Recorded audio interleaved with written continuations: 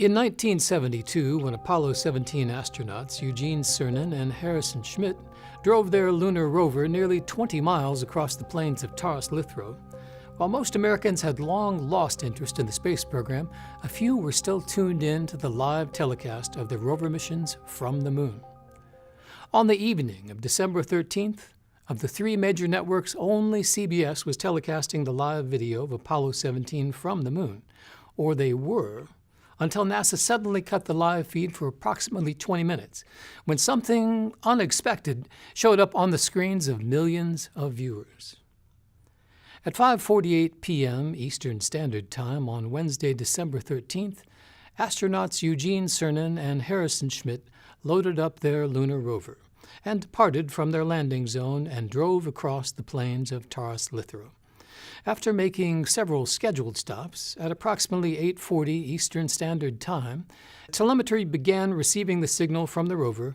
Operators on Earth started panning the camera to obtain a panorama of the terrain. The camera had a 4-second delay due to the distance from the Earth to the moon, and the camera was controlled solely by operators from Earth.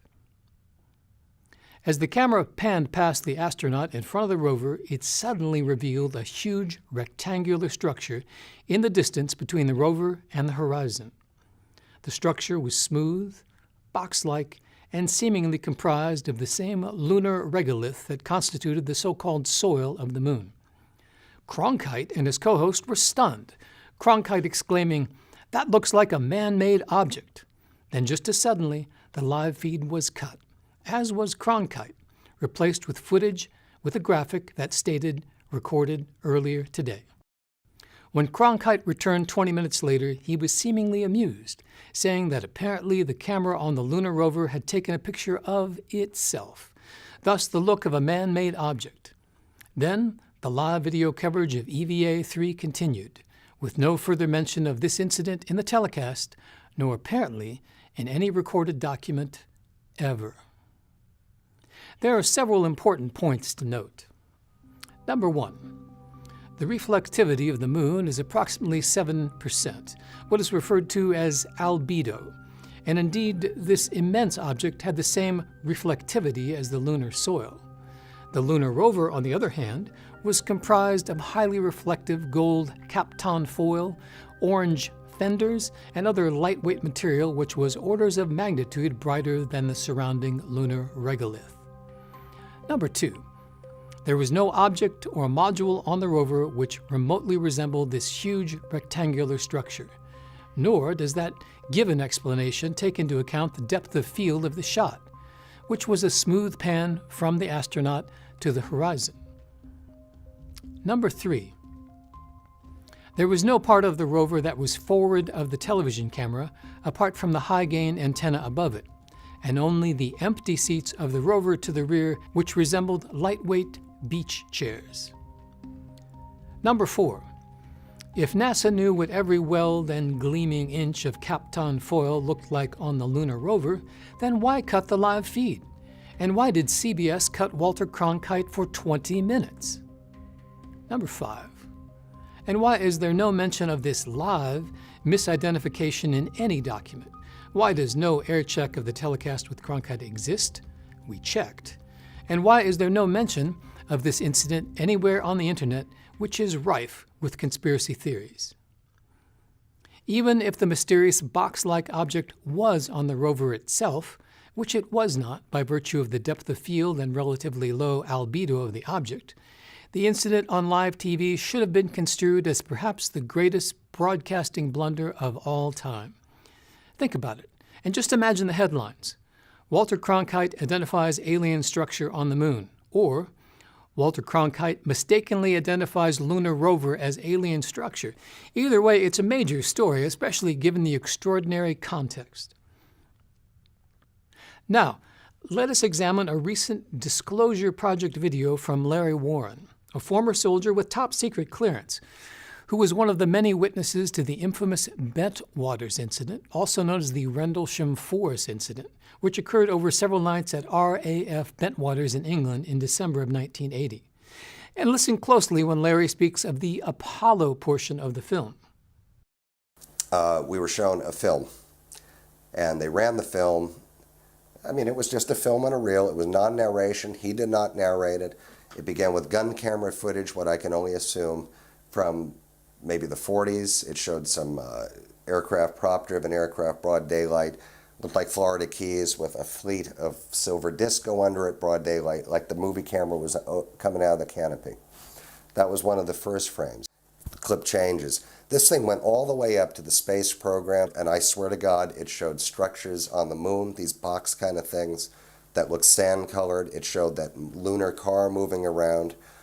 I remember those clearly because I remember being a child when all that was happening, but them at a distance pointing, astronauts pointing at these box-looking things, structured objects moving off the surface of the moon, filmed by definite Apollo missions. And what did the structures coming off the moon look like? What shape? The structures on, and I know this is the moon because it was the Apollo era, looked like a continuation of the color of the moon, but they were structured to it like huge box kind of things, very square and angular structures without windows or any kind of thing like that, but they were artificial, clearly. And they were being filmed at great, and then when there were lights and weird things on top of hills. Were they in good condition or old? Oh yeah, no, they looked pristine. And were they looked like giant moving, any UFOs moving? Very clearly, in different scenes, where a lot of it was with the lunar car. One more time. Listen closely again to the last words Larry mentions as he's being cut off by the interviewer. Larry says they look like giant shoeboxes. And were they looked like giant shoeboxes? Any UFOs moving? Very clearly. In researching this story, we were contacted by two individuals, both with science degrees from prestigious universities, to draw what they also saw on CBS that December day long ago. They have asked to not be identified in this story. Here are their pictures.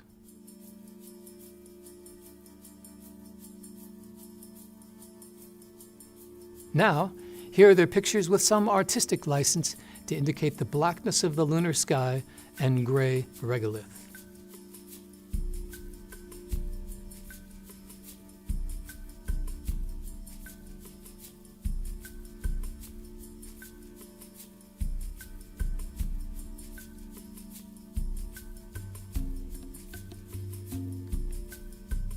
While the objects are certainly not identical, they are similar enough to indicate that indeed these witnesses were not observing any object on the lunar rover, but rather of something else entirely, perhaps even something decidedly alien. And just where are these video recordings now? At the Washington National Records Center in Suitland, Maryland, there are over 4 million decaying boxes of tax records, Life magazines, and for a time, all of the tapes from the Apollo missions. However, between 1979 and 1985, 140,000 tapes from the Apollo era had been checked out of the Record Center and sent to the Goddard Space Flight Center. But from there, the trail disappears. At Goddard, there is no record of the Apollo mission recordings ever being archived or even arriving. Concerning this dilemma, NASA has claimed that many of these recordings were degaussed, a technical term meaning they were simply erased. Of course, by NASA saying that these tapes no longer exist, that removes them from any legal obligations of the Freedom of Information Act. And what about any home recordings? Though video recorders were invented in 1956 by Ampex Corporation, unfortunately, the first consumer model, the Philips 1500, was not released until after the completion of the Apollo program. So no home recordings exist of this or any telecast from the moon. Let's look again at a brief section of Larry Warren's video and listen closely to the Apollo section of Larry's tape. The space program, it showed, and I swear to God, it showed structures on the moon, these box kind of things that looked sand-colored. It showed that lunar car moving around. I remember those clearly because I remember being a child when all that was happening, but them at a distance pointing, astronauts pointing at these box-looking things, structured objects moving off the surface of the moon, filmed by definite Apollo missions. Larry mentions that the lunar rover was driving around. As the only television camera was mounted on the front of the rover, the only possible way Larry could have seen what he described is if he was watching a film shot by one of the astronauts. Consider this possibility. When the live feed from Apollo 17's EVA-3 was cut for 20 minutes, that gave astronauts time and opportunity to use the handheld 16mm Mauer data acquisition film camera, moving at 6 to 24 frames per second, to document the extraordinary object or objects they were seeing. If indeed Larry Warren is telling the truth, then this was probably the section of the film shown to him and others at Bentwaters, as it also included the rover in the shot, which again would not have been possible with the rover's onboard video camera. NASA has stated that many of the Apollo-era video recordings were erased or simply recorded over as a cost-cutting measure. However, by virtue of Larry Warren's testimony, the film from the 16mm Mauer DAC camera, also known as DAT camera, apparently still exists and is used by the NSA, the Office of Naval Intelligence, or by an as yet unknown branch of the American government, to help soldiers like Larry Warren better understand the scope and immensity of what they may have just witnessed. So let's talk about that film, or rather the film cartridges, also called magazines. The Mauer 16mm data acquisition camera was specifically designed to use film magazines, which could be quickly changed by the gloved hands of astronauts. All magazines were carefully cataloged before leaving Earth, and also upon returning to Earth. However, there's a curious lack of footage taken on the lunar surface by the crew of Apollo 17. Of the 13 film magazines used by Apollo 17, only one was actually footage taken by the crew on the surface of the moon. Magazine P, moving at 6 frames per second. Ostensibly, there was also magazine JJ, but the only information on this film magazine was that it was unused and is therefore not available from the NSSDC, the National Space Science Data Center. For comparison, Apollo 16 shot 6 magazines of 16mm film on the surface of the moon with 1 unused magazine.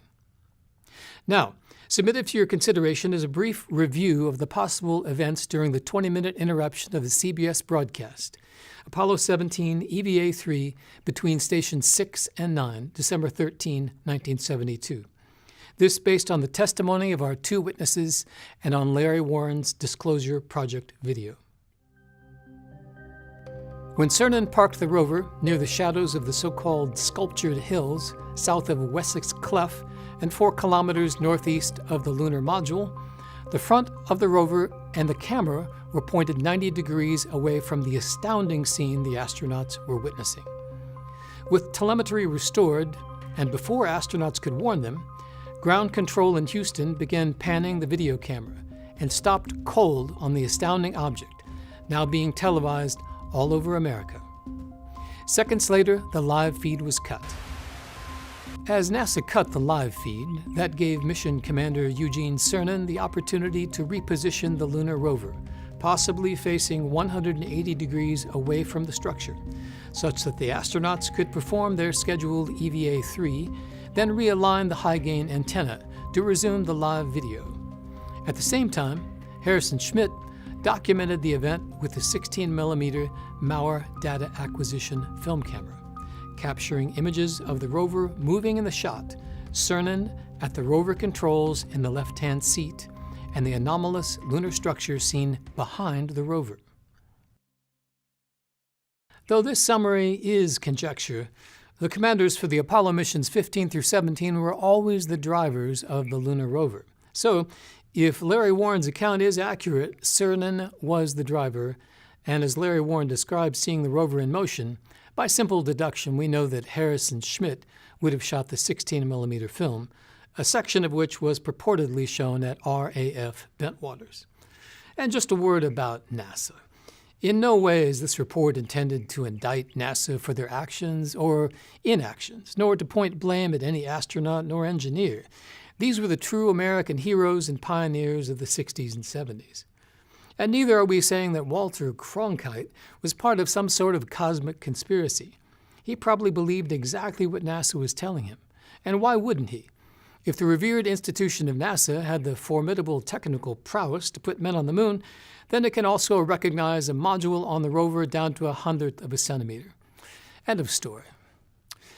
And on the subject of Walter Cronkite, when the most trusted man in America waves his hand like a Jedi mind trick and says there's nothing to see here, it was just a module on the rover. It represents a kind of collective societal acquiescence to the wisdom and perceptions of those we anointed as our broadcast journalists. In those early decades of television, these few men digested the confluence of complicated news events so we could passively watch, listen, and simply live our small lives. As Walter Cronkite would always end his nightly newscasts by saying, "And that's the way it is." And we believed him every time. And maybe Walter did too. If these events, as described, are even remotely accurate, then, in defense of NASA, it could have been profoundly ill-advised for them to make such a disturbing disclosure at the potential cost of global destabilization back here on Earth. This according to the 1960 NASA Commission Brookings Institute report. And good luck to the stock market, retirement accounts, the dollar itself, let alone religions all over the world. Chaos could have ensued. So the cover story for Apollo 17's EVA-3 was probably a great kindness to the nation and to the world. But again, that was well over 4 decades ago. We live in a completely different world now. As of this report, it's been over 4 decades since the last astronaut, Eugene Cernan, left the surface of the moon. And Apollo 17's EVA-3 was the final journey of our Apollo astronauts. As to the future of the exploration of the moon, well, the Soviets have plans to return cosmonauts to the moon in 2030. But the United States, shockingly, has no plans to revisit our sister world. This apart from a relative abundance of lunar helium-3 and the fact that we have explored only an infinitesimal portion of its 14.5 million square miles. It's time to remove one of truth's protective layers, even if that truth has us confronting yet greater truths, possibly even disturbing truths, as well as yet more questions about ourselves as citizens of the Earth, the history of the American space program, and for our own place in the galaxy in which we all reside. Of the probable millions who are viewing the third EVA of Apollo 17 on that December evening long ago, only a few thousand remain. And perhaps you are one of those. And perhaps you were also confused by the extraordinary lunar object you witnessed, or simply confused as to why anyone would cut off Walter Cronkite in mid-sentence. Nobody cuts off Walter Cronkite. It made no sense then, but the total absence of any video or audio recordings or written documentation of this colossal broadcast blunder, if that's what it was, makes perfect sense, but only if there's something to hide. Forever. We dedicate this video to the memory of Neil Armstrong, to the surviving Apollo astronauts and their families, and to the 450,000 Americans who put 12 men on the moon and returned them safely to Earth. It's time to remove one of truth's protective layers.